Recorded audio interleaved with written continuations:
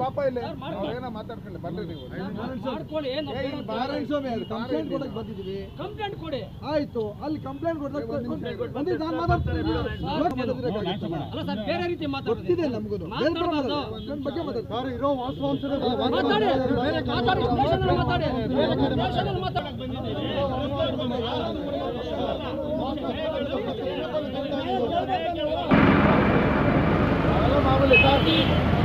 ಇದು ಪ್ರಚಾರಕ್ಕಲ್ಲ ಕೊಡ್ತಾರ ನಿಮ್ಗೆ ಹೇಳ್ಬಿಡ್ತೀನಿ ಕೇಳಿ. ಪ್ರಚಾರಕ್ಕಲ್ಲ, ರಿಯಾಲಿಟಿ ಏನಿದೆ. ಇದುವರೆಗೂ ನಮ್ಮ ಚಾನಲನ್ನು ಸಬ್ಸ್ಕ್ರೈಬ್ ಮಾಡಲಿಲ್ಲ ಅಂದರೆ ಈ ಕೂಡಲೇ ಸಬ್ಸ್ಕ್ರೈಬ್ ಮಾಡಿ, ಪಕ್ಕದಲ್ಲಿರುವ ಬೆಲ್ ಬಟನನ್ನು ಒತ್ತಿ ನಿರಂತರ ಸುದ್ದಿಗಳು ವೀಕ್ಷಿಸಿ. ಬಂದಿದ್ದಾರೆ ಬಡವ್ರಿಗೆ ಸೇರ್ಬೇಕಾಗಿರೋಂಥ ಸರ್ಕಾರಿ ಗೋಮಾಳ ಜಮೀನುಗಳು ಇವ್ರು 410 ಎಕರೆ ಇವ್ರ ಫ್ಯಾಮಿಲಿ ಏನು ವಂಶವೃಕ್ಷ ಇದೆ ಅವ್ರಿಗೆ ಮಾಡ್ಕೊಂಡಿದ್ದಾರೆ. ಮಾಡ್ಕೊಂಡು ಇನ್ನು ಉಳಿದಿರೋಂಥ ಜಮೀನುಗಳಿಗೆಲ್ಲ ಇವರು ಬೇಲಿ ಹಾಕಿದ್ದಾರೆ. ಇವರು KH ಮುನಿಯಪ್ಪ ಅಲ್ಲ, ಬೇಲಿ ಮುನಿಯಪ್ಪ. ಇವರು ಸರ್ಕಾರಿ ಗೋಮಾಳ ಸರ್ಕಾರಿ ಜಮೀನುಗಳು ಎಲ್ಲೆಲ್ಲಿದೆ ಅದನ್ನೆಲ್ಲ ಬೇಲಿ ಹಾಕೋ ಮುನಿಯಪ್ಪ ಇವರು. ಅದಕ್ಕೋಸ್ಕರ ಇವ್ರದ್ದು ಇದೊಂದೇ ಅಲ್ಲ, ಇದು ಬರೀ ಸ್ಯಾಂಪಲ್ ಅಷ್ಟೇ. ಈಗೇನು ನಾವು ಕೊಟ್ಟಿದ್ದೀರಿ, ಅವ್ರು ಹೇಳಿದ್ರು ಕೋಲಾರ ಜಿಲ್ಲೆಯಲ್ಲಿ ಯಾರಾದರೂ ಗಂಡಸರಿದ್ರೆ ನನ್ನ ಪರವಾಗಿ ನನ್ನ ವಿರುದ್ಧವಾಗಿ ಕಂಪ್ಲೇಂಟ್ ಕೊಡೋರಿದ್ರೆ ಕೊಡ್ರಿ ಅಂತ ಹೇಳ್ಬಿಟ್ಟು ನಾವೆಲ್ಲ ಕೋಲಾರ ಜಿಲ್ಲೆಯವರು, ಕೋಲಾರ ಲೋಕಸಭಾ ಕ್ಷೇತ್ರದವ್ರು ನಾವೆಲ್ಲ ಗಂಡಸರೇ ಅರ್ಥ ಆಯ್ತು. ಅದಕ್ಕೋಸ್ಕರ ನಾವು ಇಲ್ಲಿಗೆ ಠಾಣಾಧಿಕಾರಿಗಳಿಗೆ ಕಂಪ್ಲೇಂಟ್ ಕೊಡೋಕ್ಕೆ ಬಂದಿದ್ದೀರಿ. ಇಂಥ KH ಮುನಿಯಪ್ಪ ಏನಿದ್ದಾರೆ ಕೋಲಾರ ಜಮೀನುಗಳನ್ನು ಕೋಲಾರ ಜನಗಳಿಗೆ ಮೋಸ ಮಾಡಿ ಕಬಳಿಸಿರ್ತಕ್ಕಂಥ ಸುಮಾರು ಒಂದು 2000 ಎಕರೆ ಇದು ಸ್ಯಾಂಪಲ್ ಇನ್ನೂ ಮುಂದೆ ಬಿಡ್ತೀರಿ. ಚುನಾವಣೆ ದಿನಾಂಕ ಹತ್ರ ಬರ್ತಾ ಇದ್ದಂಗೆ ಇನ್ನೂ ಸುಮಾರು ನಮ್ಮ ಹತ್ರ ಅಸ್ತ್ರಗಳಿದೆ, ಇನ್ನೂ ಬ್ರಹ್ಮಾಸ್ತ್ರಗಳೆಲ್ಲ ಇದ್ದಾವೆ. ಇದು ಬರೀ ಒಂದೊಂದು ಚಿಕ್ಕ ಅಸ್ತ್ರ ಇದು ಬಿಟ್ಟಿದ್ದೀರಿ. ಇಂಥವರ ವಿರುದ್ಧವಾಗಿ ಕೂಡಲೇ ಕೇಸ್ ಬುಕ್ ಮಾಡಬೇಕು. ಮತ್ತು ನಮಗೆ ಹೋಮ್ ಮಿನಿಸ್ಟರ್ಗೂ ಕೊಟ್ಟಿದ್ದೀರಿ, CMಗೂ ಕಂಪ್ಲೇಂಟ್ ಮಾಡಿದ್ದೀರಿ. ಇದ್ರ ವಿರುದ್ಧವಾಗಿ CBI ತನಿಖೆ ಕೊಡಬೇಕು. ಇವರಿಂದೇ ಯಾರ್ಯಾರಿದ್ದಾರೆ, ಇವರಿಂದ ಯಾವ ಅಧಿಕಾರಿಗಳು ಈ ಸರ್ಕಾರಿ ಜಮೀನುಗಳನ್ನು ಅವ್ರು ಹೊಡ್ಕೊಳ್ಳೋದಕ್ಕೆ ಪ್ರಯತ್ನ ಪಟ್ಟವ್ರೆ, ಅವ್ರಿಗೆ ಸಹಕರಿಸವ್ರೆ, ಅವ್ರನ್ನೆಲ್ಲ ಸಸ್ಪೆಂಡ್ ಮಾಡಬೇಕು. 7 ಸಲ ಸತತವಾಗಿ ಕೋಲಾರ ಲೋಕಸಭಾ ಕ್ಷೇತ್ರದ ಸಂಸದರಾಗಿ 2 ಸಲ ಮಿನಿಸ್ಟರ್ ಆಗಿ ಅವರು ಬಡವ್ರಿಗೆ ಏನು ಸೇರಬೇಕು ಅಟ್ಲೀಸ್ಟ್ ಕುಡಿಯೋಕ್ಕೂ ನೀರು ಕೊಟ್ಟಿಲ್ಲ, ತೊಳ್ಕೊಳ್ಳೋಕ್ಕೂ ನೀರು ಕೊಟ್ಟಿಲ್ಲ ಕೋಲಾರ ಜಿಲ್ಲೆಗೆ. ನಾವು ಅಚ್ಚು ಮತ್ತು ಗಾಲಿ ಕಾರ್ಖಾನೆ ಮಾಡ್ತೀರಿ ಅಂತೇಳಿದರು, ಮತ್ತು ರೈಲ್ವೆ ಕೋಚ್ ಕಾರ್ಖಾನೆ ಮಾಡ್ತೀನಿ ಅಂತೇಳಿದರು. ಕೋಲಾರ ಗೋಲ್ಡ್ ಫೀಲ್ಡ್ ಏನು ಕಾರ್ಖಾನೆ ಇದೆ ಅದನ್ನು ನಾವು ಇನ್ನೂ ಮುಂದೆ ಬಿಡ್ತೀರಿ.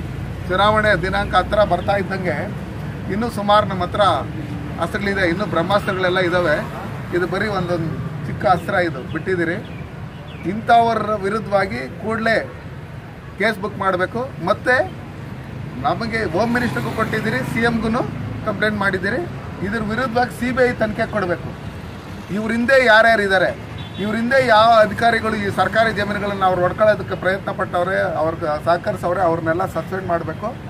CBI ಎನ್ಕ್ವೈರಿ ಮಾಡಿ ಇವರು ಯಾರ್ಯಾರ ಹೆಸರಲ್ಲಿ ಬೇನಾಮಿ ಆಸ್ತಿಗಳು ಮಾಡಿದ್ದಾರೆ ಅದನ್ನೆಲ್ಲ ತನಿಖೆ ಮಾಡಿ ನಮ್ಮ ಕೋಲಾರ ಜಿಲ್ಲೆ ಜನತೆಗೆ ಅದನ್ನು ಕೊಡಬೇಕು. ಅವ್ರನ್ನ ಮತ್ತೆ ಬಂಧಿಸಬೇಕು. KH ಮುನಿಯಪ್ಪ ಅವ್ರನ್ನ ಕೋಲಾರ ಜಿಲ್ಲೆ ಜನದ ಹೆಸರುಗಳು ಹೇಳ್ಕೊಂಡು ಇವತ್ತೇನು 7 ಸಲ ಅವರು MP ಆಗಿ ಕೋಲಾರ ಜಿಲ್ಲೆಗೆ ಏನೂ ಹೆಸರು ಉಳ್ಕೊಳ್ಳೋಂಥ ಕೆಲಸಗಳು ಏನೂ ಮಾಡಿಲ್ಲ.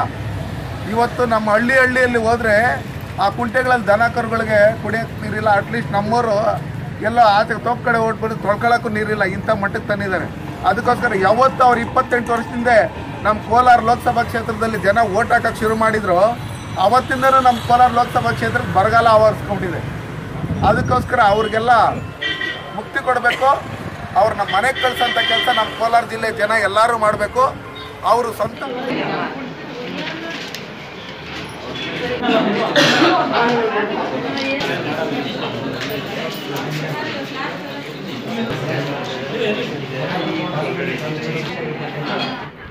ನಮ್ಮ ಲೋಕಸಭಾ ಸದಸ್ಯರಾದ KH ಮುನಿಯಪ್ಪಣ್ಣವರ ಬಗ್ಗೆ ಅವಹೇಳನಕಾರಿಯಾದಂಥ ಕೆಲವು ಪದಗಳನ್ನು ಬಳಸ್ಕೊಂಡು ಚುನಾವಣಾ ಪ್ರಚಾರದ ಒಂದು ವಿಚಾರಧಾರೆಯನ್ನು ಇಟ್ಕೊಂಡು ಮಾತನಾಡ್ತಾ ಇರಬೇಕಾದ್ರೆ ನಾನು ಆ ಸಂದರ್ಭದಲ್ಲಿ ಒಳಗಡೆ ಆರಕ್ಷಕ ಉಪನಿರೀಕ್ಷಕರ ಗಮನಕ್ಕೆ ತಗೊಂಬಂದೆ. ಅವರು ಸಹ ಬಂದರು. ನೀವೇನಾದರೂ ನಿಮ್ಮ ಪ್ರಾಬ್ಲಮ್ಸ್ ಇದ್ದರೆ ಒಳಗಡೆ ಕೊಟ್ಬಿಟ್ಟು ಹೋಗ್ಬೇಕಾ, ಬಿಟ್ಟರೆ ನೀವು ಚುನಾವಣೆ ಪ್ರಚಾರ ಮಾಡಬಾರ್ದು ಅಂತ ನಾನು ಹೇಳಿದ್ದಕ್ಕೆ ನನ್ನ ಮೇಲೆ ಗಲಾಟೆಗೆ ಬಂದರು. ಅಷ್ಟೊತ್ತಿಗೆ ನಮ್ಮ ಸ್ನೇಹಿತರು ಎಲ್ಲ ಮುಖಂಡರು ಬಂದರು. ನೀವು ಚುನಾವಣಾ ನೀತಿ ಸಂಹಿತೆ ಉಲ್ಲಂಘನೆ ಮಾಡಿದಿರಿ, ನೀವು ದಯವಿಟ್ಟು ಇದೆಲ್ಲ ಮಾಡಬಾರ್ದು ಅಂತ ಅವ್ರಿಗೆ ಬುದ್ಧಿವಾದ ಹೇಳಿ ಕಳಿಸಿದ್ದಾರೆ. ನಾವು ಈಗಾಗಲೇ